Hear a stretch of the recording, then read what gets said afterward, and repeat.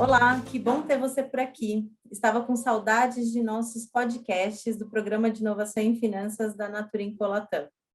Para esse primeiro episódio da nossa já terceira temporada, vamos conversar com Flávio Dias, especialista em coleta e análise de dados. O Flávio já fez uma live com a gente no ano passado, e caso você não tenha visto ou queira rever, está disponível no nosso canal do YouTube, ou se você for colaborador Naturim Co, pode acessar pela Netflix do programa. Olá, Flávio, que bom estar com você novamente. Como estão seus projetos? Conta pra gente. Oi, Adri. Muito bacana estar com vocês aqui de novo. A gente está ainda naquela fase de readaptação, né? Acho que não sei nem se dá para chamar de pós-pandemia ainda, mas a gente está nessa fase. E uma coisa que eu posso te dizer é que tem muita coisa que acelerou, né? Muita coisa que tem muita gente achando que está parado. Na verdade, eu diria que nos meus projetos de tecnologia, nada está parado, nada está separado. Nós estamos cada vez mais acelerados e se conectando aí com esse novo universo. E uma coisa que realmente potencializou em coleta e análise de dados foi a questão de retirada do papel, né? Porque hoje todos os projetos são paperless, então cada vez mais o papel como meio de contagem, a questão de sustentabilidade acabou sendo um dos projetos que mais alavancaram. E essa transformação minha mesmo de Flávio Dias, agora em podcast, agora em YouTube, né? A gente está trazendo boa parte daquilo que era presencial para o universo digital. E estamos lançando alguns workshops, cursos nesse universo de curso online. E até um convite aí a todos que estão já acompanhando nosso material, nosso trabalho aí. Vai ter aí algo especial também para a galera da Natura, a gente já tem combinado isso aí também, tá? Então, estamos juntos e é um prazer estar com vocês. Muito legal. Legal saber que você está estreando aí sua participação em podcasts com a gente. Muito bom. Flávio, a gente falou na primeira participação que você teve aqui no IEF muito sobre a importância de análise de dados históricos, né? A gente falou aí 1 hora sobre isso. Com esse cenário de pandemia, né, com cenários totalmente não previstos, como é que fica essa situação para quem trabalha com dados? Então, eu acho legal essa sua provocação de que isso é um cenário não previsto, porque, assim, se a gente parar para pensar, até a própria pandemia era algo previsível, né? Alguns setores da área de saúde que trabalham com estatística conseguiram prever que em determinado momento da história da humanidade, pela globalização, a gente teria sim um vírus nesse tamanho. A grande questão, inclusive, é que teve uma empresa canadense que conseguiu prever, inclusive, com antecedência, que aquilo, antes da OMS divulgar que era uma pandemia, eles já tinham dados que aquilo tinha realmente pulverizado no mundo. Então, ao mesmo tempo que é um cenário imprevisível, do ponto de vista de a gente não saber realmente quando pode acontecer, tem a questão da gente poder trabalhar com dados para poder melhorar a nossa análise crítica do nosso histórico e poder ter uma previsibilidade melhor do cenário. Ou seja, pelo menos do ponto de vista de saber o que pode acontecer, eu consigo me preparar melhor. É lógico que tem a questão da gente saber exatamente quais são os dados que a gente vai trabalhar para que ele consiga realmente me mostrar um cenário mais favorável na minha tomada de decisão. E isso tem um impacto do quê? Acredito que o impacto maior é a decisão ter que ser em tempo real. Então, muita coisa do que está acontecendo hoje com os gestores não é mais de olhar um histórico como uma tendência, é de olhar todas as informações que estão acontecendo agora e ter que tomar uma decisão.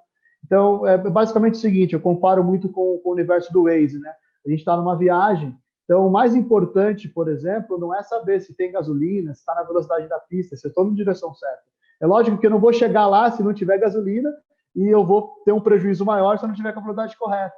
Mas quando eu faço essa comparação, é para a gente trazer aquela questão, por exemplo, é muito falado hoje de OKRs, né? Os objetivos de resultado, o chave, aquilo que realmente me determina se eu cheguei ou não na meta, e os KPIs, ou seja, os indicadores de performance, que determina, por exemplo, se dentro do ritmo que eu estou determinado a alcançar, se realmente eu vou conseguir no prazo e na previsibilidade que eu espero. E tem a questão aí de que uma das coisas mais imprevisíveis é o fator humano. Então, entender o universo da experiência do cliente, entender, por exemplo, qual é a dinâmica de compra e como que vai ser o canal de compra, como que vai ser, por exemplo, inclusive, formação hoje da minha equipe. Antigamente era tudo presencial, antigamente era escola acadêmica. Hoje nós temos aqui até a pessoa aprendendo por Netflix, por Spotify, por YouTube. Então, acho que mudou muita coisa aí, acho que vale a pena a gente aproveitar essas oportunidades. Eu não vejo como coisa ruim, eu vejo como coisa boa, entendeu? Legal. E só para ver se eu estou acompanhando o seu raciocínio, né? A questão da pandemia não é que invalidou os dados históricos, é que exige da gente fazer boas escolhas nas variáveis que a gente vai apostar aí na tomada de decisão. Seria isso? Perfeito. Eu acho que uma das perguntas que responde isso daí é o seguinte: será que o histórico de 2020 vai servir como determinação de metas para 2021?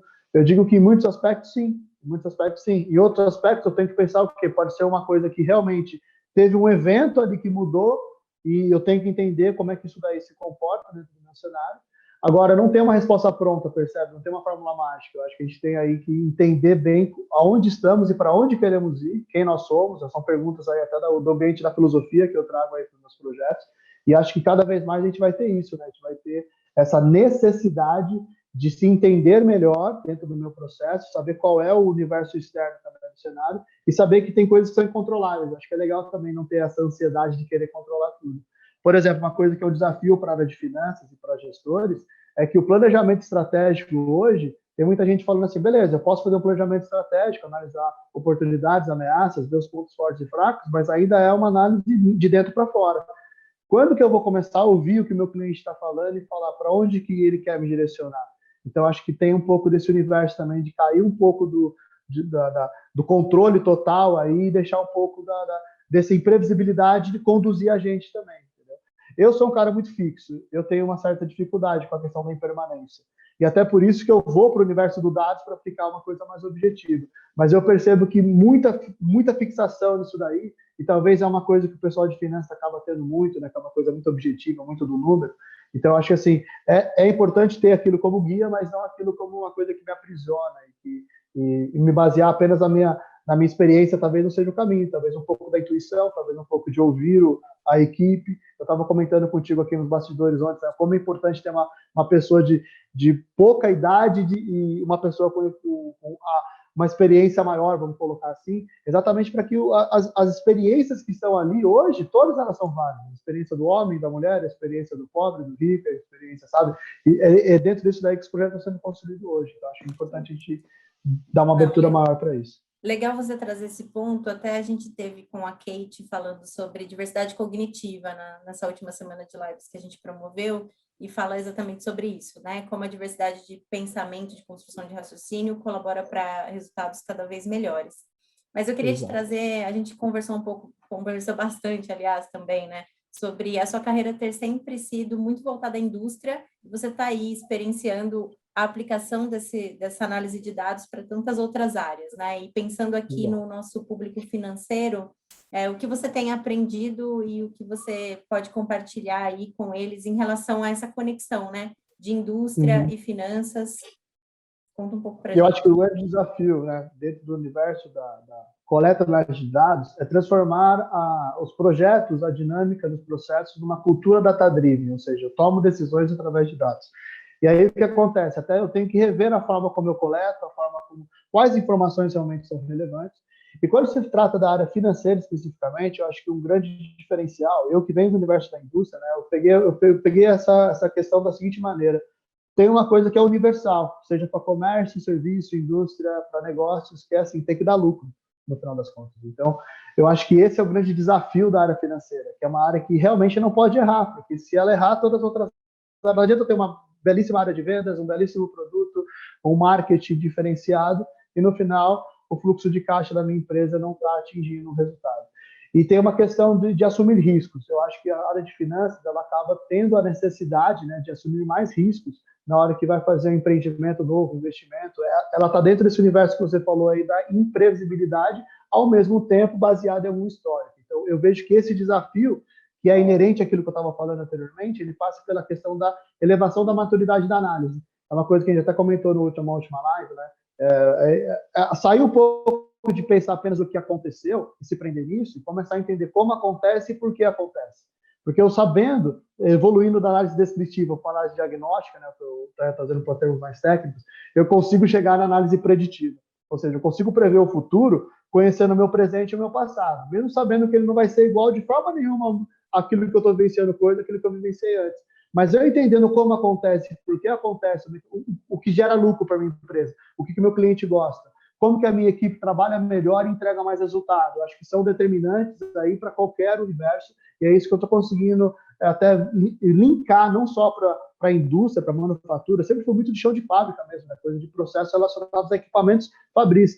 E hoje a gente percebe o seguinte, pô, eu tenho dado treinamento para bancos, serviços, a gente tem falado, por exemplo, muito, eu tenho trocado muito com o universo do marketing, então, Customer Experience, que é uma coisa que nós estamos falando muito aí na área do marketing, hoje está totalmente relacionado a coletar dados e metadados de experiência de rede social, de como o cara interage e publica aquilo no universo dele mesmo, né?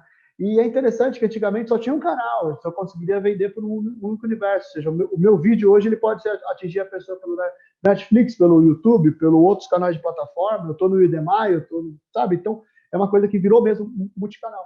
E isso daí traz um desafio para toda e qualquer área, por isso que eu acho que se tiver um nível de maturidade elevado na análise, eu consigo elevar também a minha tomada de decisão. Eu consigo ser mais preciso, não porque eu conheço bem no universo e controlo, mas porque eu entendo como acontece. E se alguma coisa mudar, eu consigo me posicionar melhor e tirar mais resultados das oportunidades e dos desafios que acontecem. Tá? Perfeito, ótimas dicas. Em relação, você falou uma coisa que fiquei bem interessada, né? Você falou sobre uma jornada a chegar na análise preditiva, né? Quando a gente começa a falar em dados, acho que as pessoas já chegam com essa expectativa, eu vou prever o futuro. Acho que é o fim da jornada, né? Mas se você puder contar um pouquinho mais e reforçar um pouco, né? Que competências a gente tem que ir adquirindo aí nessa jornada de dados para ser capaz de falar em análise preditiva? Eu acho legal a gente pensar o seguinte, né? A primeira coisa é entender o próprio processo. Então, quando eu falo para alguém da área financeira, eu posso não conhecer nada de finanças da Natura, mas eu sei, por exemplo, como é a dinâmica de uma área financeira. Então, por exemplo, um cara da área financeira hoje, que vem com uma experiência de mercado financeiro, ele tem uma puta de uma bagagem relacionada à análise gráfica. Ele tem, sim, insights ali que ele pode trazer, inclusive, para análise de risco de projetos. Então, assim, eu acho que um pouco de pegar todo o background, toda essa cultura que tem do universo dele, dentro do próprio processo, para resolver problemas. Eu acho que, se eu fosse colocar assim, qual competência que vai ser o diferencial para qualquer área que quer aumentar a sua análise de dados? É resolver problemas, porque se eu consigo pegar aqueles dados para resolver um problema, e principalmente problemas, sabe, eu acho que o que é o maior desafio? Não é aquele problema que todo mundo está enxergando e que com menor esforço eu tiro o maior resultado. É exatamente aquele problema que é recorrente. Sabe aquele problema que todo ano, que toda semana acaba aparecendo para a mesa e que, de alguma forma, a equipe está ali, poxa, uma hora a gente vê isso, uma hora... Esse daí eu acho que é o que está fazendo o diferencial das grandes empresas. Eles acabam encarando aquilo. Peraí, sabe o que eu gosto muito de falar com o executivo? Quando ele fala assim, da seguinte maneira, ele fala assim, Flávio, tranquilo da gente falar de problemas, mas tem que ser problemas novos. Aqueles problemas que você já identificou com esses dados, já chegou a hora da equipe resolver. Flávio. Então, vamos, entendeu? Vamos para a resolução, porque senão eu fico muito analítico também. Eu fico muito naquela de coletar dados, de analisar, de gerar gráficos, de fazer um monte de vamos dizer assim, de análise, mas e o resultado que eu tiro disso? Então, acho que resolver problemas é uma competência e aproveitar, entendeu? Tudo aquilo que você já sabe do teu processo, para que porque assim, eu costumo dizer, sistema vai calcular para você. Eu não acho que a pessoa tem que entender bem a estatística que está por trás da análise preditiva, mas eu penso o seguinte, a gente talvez, até mesmo eu que sou da área tecnológica, não vai entender como uma machine learning, uma inteligência artificial entrega o resultado,